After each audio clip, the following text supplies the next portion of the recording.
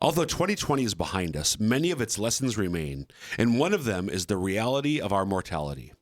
So how do we, as disciples of Jesus Christ, think about death, but especially care for the dying? That's what we're going to be talking about today on Ignition. So welcome to the show. I'm your host, Dr. Chris Bergwald, and we want to set your faith ablaze so that you might live the adventure that comes from a relationship with Jesus Christ. Before we get into today's topic, we want you to know that we love listener feedback. So if you've got questions about today's episode, or if you have ideas for future episodes, please contact Cameo. She'll have all the answers. Now, you can email ignition@sfcatholic.org. Again, ignition@sfcatholic.org. So Cameo Anders is my guest today. Cameo, you've been on the show before, but it's been a little while. And in case people haven't heard you before, would you mind just briefly introducing yourself? Include a little fun fact that won't get you in trouble with anybody who might know you. Sure, I'll try. So, Cameo Anders, I am a native to Rapid City, South Dakota, live in Sioux Falls, mom of 4 kids, attorney. I have a master's in theology and bioethics. So today's conversation really hits on a passion of mine, end-of-life care and Catholic teaching. You get excited about death. I get excited about remaining with those who are passing from life into eternity. You sold me. You had me at, I get excited about something. So what's the fun fact in there? Oh, yeah. Oh, shoot. Put me on the spot. I gave you a heads up like 30 seconds ago. Well, fun fact, I get excited about death. That's true. That's fair. All right. I don't know if it's fun or not, but it's an interesting fact at least. It's probably unique, and it's probably not quite accurate. I don't get excited about death, but yeah, it is a beautiful place to. There's the lawyer. You're getting all precise now. Is it really death, Chris? That it's right. Let's tweak that and let me rephrase. Let me look at that for 3 days, and then I'll give you my real. What sort of practice answer. do you? Okay, so actually, quick question. You're an attorney. What kind of law do you practice? So I practice real estate, business, wills, and trusts. That's kind of the package deal. Mostly, I really enjoy the part of helping people create their advanced directives, their healthcare power of attorney or finances and wills, just kind of getting things in order when they're thinking about, okay, I need to provide for my family and my loved ones. I need to have a legacy in place. That's a tough conversation to have. Right. It's easier to have when you also have a faith background. Yep. Just today, I was talking with somebody. Talking to somebody in one of our parishes in the diocese, and just the reality that a lot of people in the parish, like pillars of the parish community, have passed away this year because of COVID. Been older and particularly susceptible for a variety of reasons to the disease, and it's taken their life. And as we're talking, this person I was visiting with was talking about how, they're gone. And I said, I know what you mean. And I wasn't like correcting her in a like sort of super obvious, well, duh, Chris kind of way. But I was aware in our conversation. And I said to her, the truth that they're not gone in a permanent way was really striking me in the conversation. So the reality of life, there's a lot of things that we know conceptually or intellectually, but for whatever reason in this conversation, just this morning, I was just really aware of the truth that we will exist beyond death. So going back to what gets you excited isn't death, but it's caring for people at that moment of that juncture between this life and the next. Right. So we're talking about this today because Cameo Anders is probably the only person who would send me a text like this. Chris, do you want to get together and talk about Samaritanus Bonus? That literally happened. I mean, what is Samaritanus Bonus? I knew it was Latin, Good Samaritan. It's Latin for Samaritan good, but Latin, you can switch the word order. So it's Latin for Good Samaritan, and I think you may have said CDF document. So the Congregation for the Doctrine of the Faith is an office at the Vatican, which is responsible for just sort of ensuring that the Catholic faith is always being taught as purely as it can be, to the degree that an office in Rome can do that. And they issued, I think at the end of September, this document, Samaritanus Bonus, the Good Samaritan, which has its topic, end of life issues, right? Right. Yeah. So do you, now, I know you're prepared in many ways for this interview, but do you remember what do you know? I mean, you may not know, but why did they, because the Vatican, the church has issued end of life documents before. And we talked about this actually. Do you remember why did they, what prompted them to issue one now? I'm not sure, so I'll just make it up. That's Okay, what great. good lawyers do. Yes. But a couple things stand out to me in here. The most prominent one being physician-assisted suicide, death with dignity, yes. those kind of issues. Because it's happening in a number of Catholic hospitals, actually, or ostensibly Catholic hospitals, especially in Europe. That's right. Yep. You jogged my memory from our conversation. Yeah. Okay. A couple other smaller parts that they put in there is they give a really more clear, or I guess they were clear before in our ethical and religious directives, but they talk about nutrition and hydration and how when that's not, how that's, should be just ordinary care, but when it becomes okay to remove it. So that's some good guidance in there. They talk about the POLST documents, which South Dakota just... The what now? Right. It's a physician order, so it's like a transportable order that if... Isn't it an acronym? It is. So physician order for life-sustaining treatment. Okay. So in South Dakota, we have a MOST medical order for scope of treatment, which takes that POLST paradigm and really sort of secures it according to our law. And I'm proud to say, in a lot of ways, according to Catholic teaching. So it addresses those documents as well, which if you're at the end of life, maybe within a year, have a terminal condition, and you can, instead of each time you go to a care setting and have to say, this is what I want, and they have to create a medical order to implement your desires, you can just create one order that transports across, hospital, doctor's office, whatever it might be, all those different care settings. So it's sort of for convenience sake. Okay. But there's some cautions that they give us with those too. Okay. So this document was issued by the Vatican at the end of September, and you, again, back in November, actually texted me. You want to talk about Samaritana's bonus? So why were you excited about to this? talk about this document? It just does a great job giving us some clear guidance, and I think, especially during this pandemic, and we're really thinking about end of life, and we're seeing people that we know and love get sick and perhaps even pass away. It just really focuses on what to do and how to remain with those people in an effective way. Okay. So what we're going to do today, what you're going to do today, okay. I'm just along for the ride. Could you just give us a very, very brief overview, just quickly, of Sure. the entire document, perhaps? But then I know that you want to focus on a few parts that you think would be actually really helpful for all of us, just as Catholics, as Christians, as missionary disciples of Jesus Christ through God's love. Bishop DeGrood's vision for the Diocese of Sioux Falls, lifelong Catholic missionary disciples through God's love. I know there's some things that you really focus on that you think would be really helpful for all of us to know. So we'll do that. But if we could start with just a brief overview of the whole shebang. Sure. So brief overview, it kind of creates this ethics of care, which I am excited about that. We have all of these different types of ethics out there. There's a principalist ethics, a personalist ethics, a utilitarian ethics. There's all of these different sort of formulas or philosophies of ethics. And this really gives us a concrete 5-point application of Catholic ethics at end of life. So first of all, I think that's an excellent tool to have.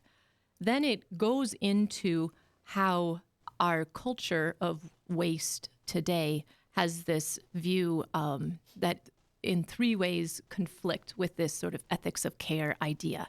So it goes into those 3 ideas. And then after that, it gives us some really applicable, I want to say it's 9 areas, and it addresses concrete issues like nutrition and hydration, or physician-assisted suicide, or quality of life measurements that shouldn't be made.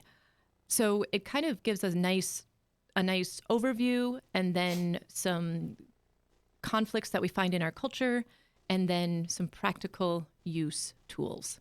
Who would you, so this is maybe a question at the end of the show, but I'm going to pose it now.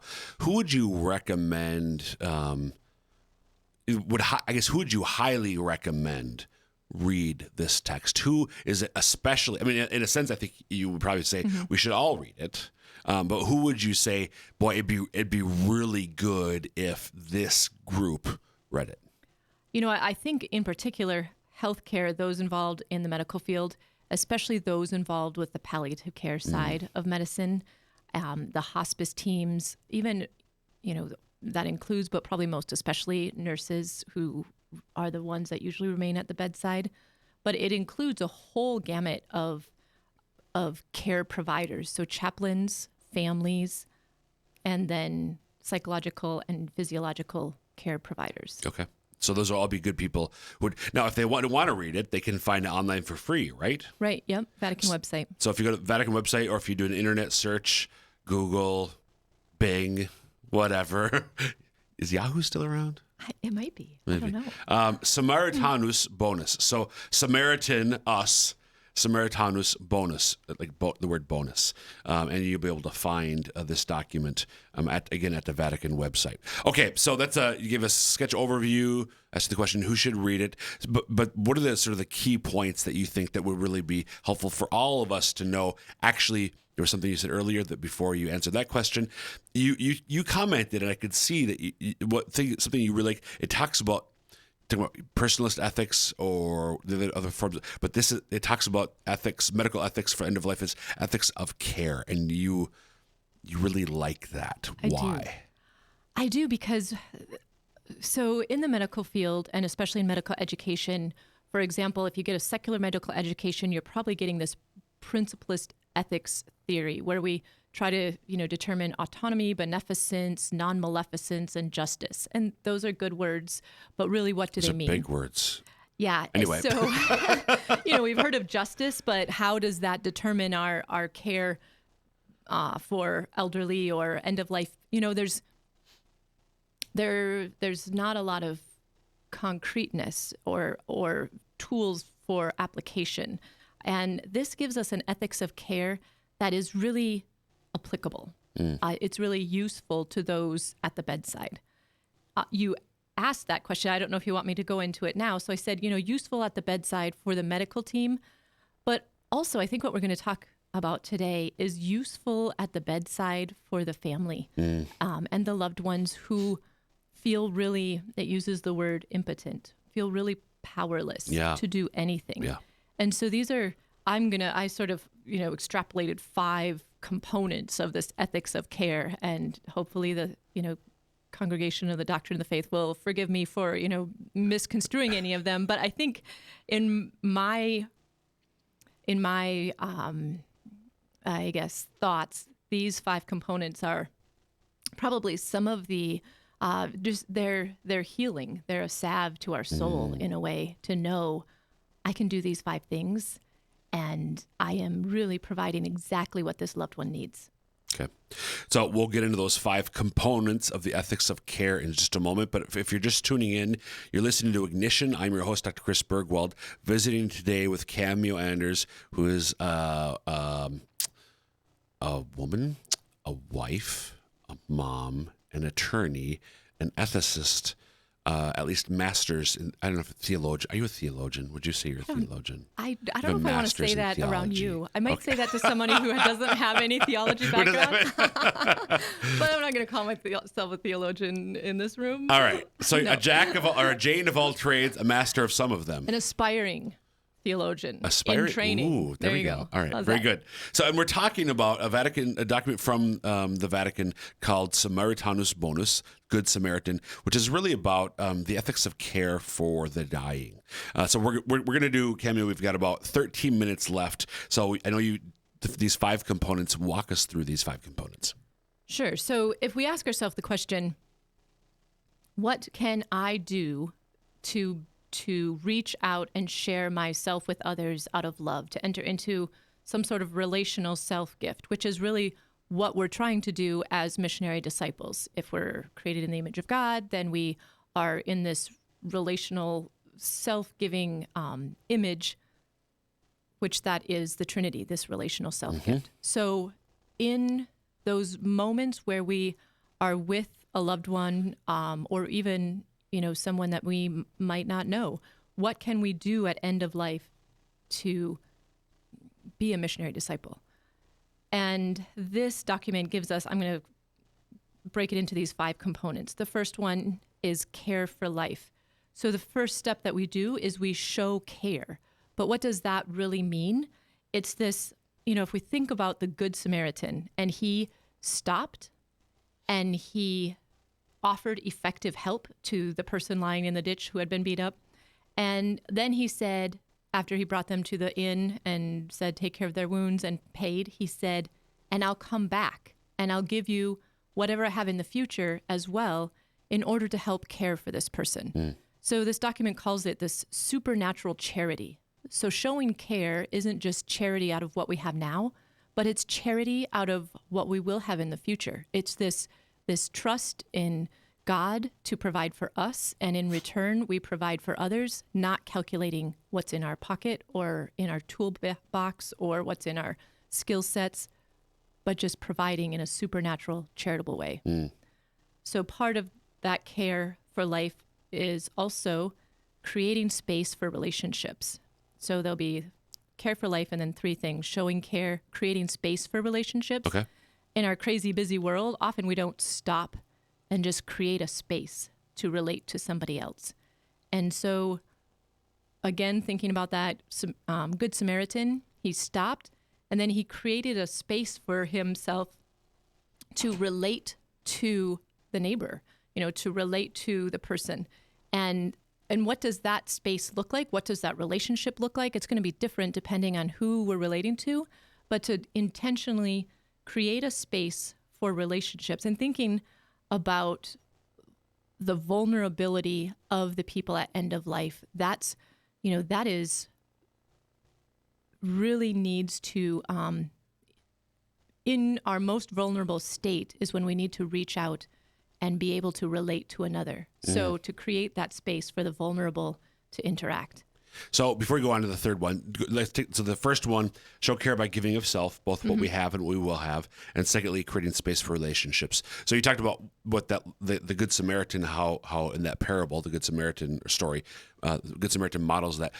Can you, and you're starting to do that, especially with the second one, but could you maybe, to help make this concrete for us, like what would be an example for somebody who's caring for somebody who's dying, and who, with at least these 2 so far, and then we'll get to the third as well, what would be like a concrete example that you could create to make this even more real for us about what these 2 things of these 3 mean? Sure. So, so that first component, care for life, has sort of 3 subcomponents: the showing care, the creating space for relationship, and then this contemplative gaze. So if we think about all of the wonders of the world, the stars or the, nature or this beautiful waterfall or, whatever it is, there's so many wonders in our world, but they're repeatable. And so I can look at a star and I can be amazed, but then there's another one that repeats itself. And with the person, each individual is this unrepeatable wonder. And so what is an example of this first show care? First of all, it's understanding that you're looking at, you're interacting with, you're relating with this unrepeatable wonder. And how can you enter into a greater knowledge of that, a greater depth of understanding? You can by just making space to relate with them. So this is going back to the second of these components. So wonder, and then of the subcomponents, right? Yeah. So, creating space for relationship. Yeah, creating space for relationship. And what's a good example? I don't know if, sometimes I think, for example, a dear friend of ours just passed away. And to just sit at her bedside and have a conversation. I'm not helping cure her. I'm not, helping assuage my grief in any way. But there's a beauty to the creating space for relationship by just sitting at the bedside and having a conversation. So this is a great example and it's helping me because I know who you're talking about. So first of all, that third one, cultivating the contemplative gaze, you're looking at this woman who is literally unrepeatable, as every one of us is. So this creation of God's, but unlike, like you said, yeah, every star is independent, but really one star is as good as the other. Every full moon, it's the same moon, but this woman who you were at her bedside as she was dying, the final weeks of her life, in your conversations with her, you're able to see this woman who's literally unrepeatable. And you were able, as you were just explaining, to create space for the relationship. You're just having conversation with her. It's not about you, and this is kind of getting back to the first one, really, but it's not about you, and you're really not able to fix her. She's dying. Right. But there's space for a relationship. Right. And in that relationship, we're not worried about, oh, I got to go do this or I have to go do that. We're just remaining with each other.